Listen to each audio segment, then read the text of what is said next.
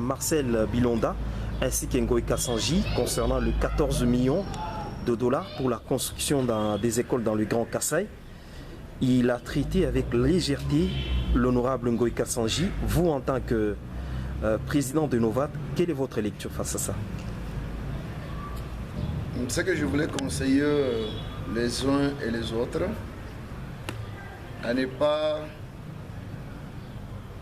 parler ou faire des choses qui vont provoquer la honte du chef de l'État. Commencez par Ngoï Kassanji. Ngoï Kassanji a droit de parler, mais il a mal procédé. Pourquoi, tant que député national, ce n'était pas contrôle parlementaire. Parce que pour faire le contrôle parlementaire, il faut avoir le mandat. Vous introduisez votre dossier. J'ai constaté que telle et telle place, on a volé l'argent de l'État ou détourné le bien de l'État. Voilà. Et dans ce moment-là, on va vous classer pour faire le contrôle parlementaire. Et un député national n'a pas le droit de passer aux médias pour parler que non, on a détourné, sans pourtant avoir de preuves. Alors, conseil du chef de l'État, quand on parle que non, tel est devenu conseiller, ce sont des hommes matures. Et ce qu'on a constaté chez conseiller Biloma, c'est immature. Parce que tu n'as pas le droit d'insulter élu du peuple. Ngoï Kassanji, il est député national. Il mérite l'honneur. Comme lui aussi, tant que conseiller, il préfère que les autres puissent le respecter. Mais pourquoi pas respecter un élu du peuple qui a le mandat du peuple? Alors, selon moi, les uns et les autres, ils ont mal agi parce que Biloma a prononcé les propos qui n'est pas vraiment correct national. Alors, et Biloma n'est pas droit d'insulter ou qualifier qui que ce soit. Parce que dans ce dossier-là, on a parlé que non, ils ont volé 14 millions de dollars. Et moi, en tant que président national de Nouvelle Vision, Félix Antoine Tshisekedi, j'ai vérifié, j'ai trouvé qu'il n'y a pas de détournement. Pourquoi? Parce que l'argent, c'est FPI qui finance le projet. C'est un prix. Mais FPI confirme que j'ai fait sortir ne fût-ce que 3 millions 17 000 dollars, pas 14 millions. Et la construction a suivi les règles et normes. Il n'y a pas de détournement. Maintenant, celui qui finance dit il n'y a pas de détournement. Mais tous ceux qui parlent, tous ceux qui sont en train de critiquer, ils critiquent par rapport à quoi? Parce que c'est la banque qui a financé. La banque dit on ne peut jamais dépenser 14 millions. Jusqu'à maintenant, tout ce que vous voyez, tout ce qu'on a déjà fait là, c'est équivalent de 3 millions 17 000 dollars. Vous voyez qu'il n'y a pas de détournement. Je pense que pour moi, sur ces points-là... Est-ce que vous êtes d'accord pour qu'on change le cabinet du chef de l'État? Il y a les directeurs de cabinet Guilain Nyembo accusés de beaucoup de choses. Il y a les conseillers Mikilis. Est-ce que vous êtes d'accord pour qu'on change le cabinet? Je suis d'accord que tout puisse changer. Parce que on ne peut pas être des fanatiques. Le pouvoir donne le pouvoir. Mais l'exécution du pouvoir, c'est la personne. Dieu ne peut pas vous donner l'argent et venir pour gérer cet argent-là. La gestion provient de vous-même. Alors, Dieu nous a donné le pouvoir, comme il a élevé Félix Antoine Tshisekedi comme première institution du pays. Voilà. Et un conseil du chef de l'État, il ne peut pas être agité.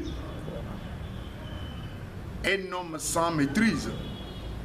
Et on a constaté, pas tous les conseillers, on a constaté et plusieurs conseillers qui manquent même l'éthique. Il manque l'éthique normalement. Alors, vous trouverez que un conseiller d'abord qui est embrouillé. Je me rappelle, on a fait avec M. Kabila presque 18 ans au pays. Personne ne peut pas me douter ce que je dis.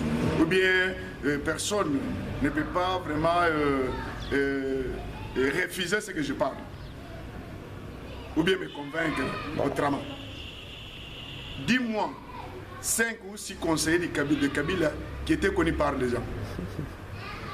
Mais le conseiller du chef de l'État est connu même par le mouche.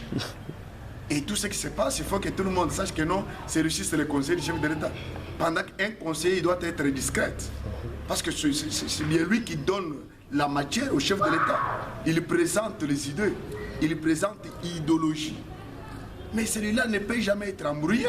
Comme nous sommes en train de constater plusieurs conseillers, je ne suis pas dit que tous les conseillers ils sont en train d'agir le même. Non, il y a quelques conseillers qui respectent leur éthique, mais la plupart des diasporas qui sont venus juste pour piller le pays, prendre l'argent, voler, détourner. Ils n'ont pas venu pour aider le chef de l'État. Parce qu'un conseiller ne peut pas se chamailler avec les gens. Il ne peut pas se battre avec les gens. Ça montre que non, il est impétu, il n'est pas conseiller. Il agit comme un vagabond, permettez-moi le terme. Mais nous devons avoir les conseillers responsables qui vont aider le chef de l'État à réussir au premier mandat, parce que nous voulons que le chef de l'État puisse aussi avoir deuxième mandat, que tous les Congolais puissent le placer confiance. Et on ne peut jamais placer un chef de confiance s'il est mal entouré. Voilà. Nous voyons le directeur de cabinet du chef de l'État. Moi, j'étais à Kinshasa. Et je pose la question à quelques conseillers et secrétaires de Dirikab. Il dit non, Dirikab a dit qu'il ne reçoit pas. Et je me suis étonné. J'ai dit un directeur de cabinet qui ne reçoit pas. Il devient qui? Lui-même, chef de l'État, il reçoit. C'est pour dire qu'ils sont arrivés, les Niamola, ils sont arrivés juste au cabinet du chef d'État pour se faire de l'argent. Pas travailler. Pas travailler. Parce qu'il y a des bêtises qui se font au Congo sur base de manque de contrôle. Ils ne contrôlent rien. Ils ne maîtrisent rien. Alors pour moi, si il y a le problème de changement de cabinet, je suis d'accord. Remaniement de quelques conseillers, je suis d'accord. Tous ceux qui sont venus pour embrouiller le chef de l'État, on ne le veut plus être à côté du chef de l'État. Voilà. Dernière question du secrétaire à la tête de la CENI, Toto. Vous êtes quand même satisfait d'avoir une personne intelligente, mais certains pensent qu'il était conseiller du chef de l'État. Est-ce que c'est vrai? C'est faux. Vous savez, notre pays est basé sur les fonctionnaires. N'oublie pas qu'en 2018, Toto a été présenté par Fayoum, recommandé par Fayoum, pas IDPS. Mais le nom qui a été recommandé par Fayoulou, on arrive maintenant en 2021, le même nom change pour dire que non, il est conseiller du chef de l'État par rapport au quoi. Il a quitté Fayoulou quand? Même s'il est conseiller du chef de l'État, il n'est pas compétent de travailler. Il a un bon CV. Le pays a besoin de compétences, potentialité. Et nous devons utiliser chaque potentialité que Dieu a mis chez tout un chacun pour servir le pays, que ce soit l'opposition, tout comme la majorité. On a besoin de compétences. Lorsqu'on a trouvé que non, Matungulu est très compétent pour diriger BAT, et le chef de l'État a recommandé là-bas. Il n'est pas dit que non, ce sont des opposants, ils ont fait ceci avec Fayoul, tout ça. Non, il a profité que potentialité et compétence. Et le pays a besoin de compétences. Et pourquoi vous, au Congo, vous parlez toujours des choses qui n'est pas correctes? Vous cherchez toujours à nuire les têtes que Dieu nous a données. Vous trouverez dans ce pays un Chinois, un bourrique, il arrive au Congo aujourd'hui, demain il est millionnaire. Mais personne n'en parle. Mais lorsqu'on va nommer quelqu'un qui va aider, faire avancer les institutions, dans ce moment-là, il est quelle tribu, il vient d'où, il est à côté de qui, tout ça, ça va vous donner quoi? nous devons changer. Parce que 2022, c'est l'année de l'action, c'est l'année de construction, c'est l'année d'établissement, c'est l'année d'élever, c'est l'année de toucher, c'est l'année de faire avancer les choses. Nous devons éviter tout ce qui peut provoquer les dérives pour notre pays. Président, merci beaucoup à vous. Je vous remercie.